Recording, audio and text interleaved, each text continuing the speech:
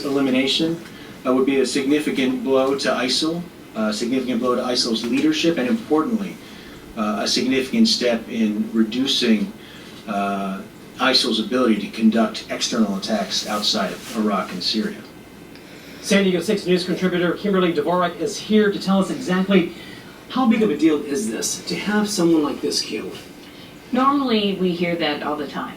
This is a big kill, this is a big get for us. In this case for ISIS, it actually was a very good get for the U.S. and coalition partners. Now, this was a person that was responsible for overseas attacks, and he had a $5 million bounty on his head from U.S. coalition partners. So it was a really good get for him because he was also the guy that would put out all the propaganda on the internet that could encourage lone wolves around the globe to commit terrorist acts. So this was a good get by the United States here. And with his leadership, do we know exactly how many people he killed or was part of that responsibility taken into action?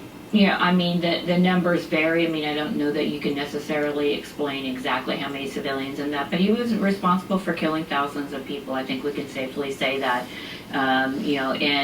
Again, organizing people around the world to hear his message and to go out and commit terrorist attacks around the globe. So that was definitely something that was very, very important that we cut that person off. Not everybody can do his job.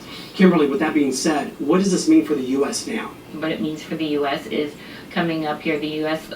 Law enforcement officials in the United States now, because ISIS issued a retaliation, go out and kill in the name of Nini here, and they are saying that they were coming up on the 9/11 attacks anniversary, and that everybody needs to be very cognizant of what's going on around them, and they're worried that lone wolves will actually strike out. In fact, ISIS released a statement encouraging lone wolves to strike out or initiate plans that may be in the works but move them up quicker as a result of this drone strike. So this could definitely spark some ramifications. It absolutely could. And in the United States we have the little saying, if you see something, say something. That becomes even more important this year on the heels of this drone strike that actually took out their number 2 guy. They're really going to be hurting, so when people are wounded they tend to strike out.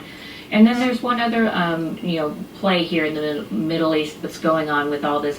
Where this man was taken out is in northern Syria. And what's important about northern Syria is we have the Kurds, who we've all talked about are our allies and our friends, and we should be helping in that region.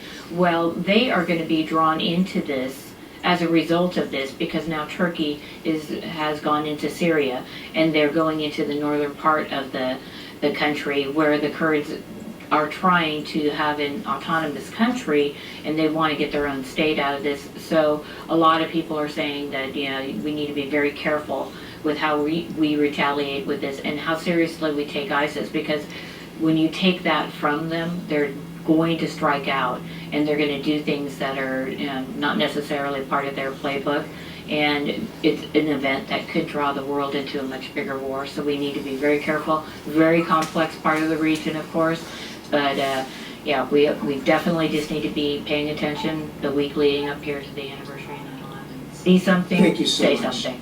Always so insightful. Kimberly Dvorak, thank you so Thank you. much. I appreciate it. Until next time. All right.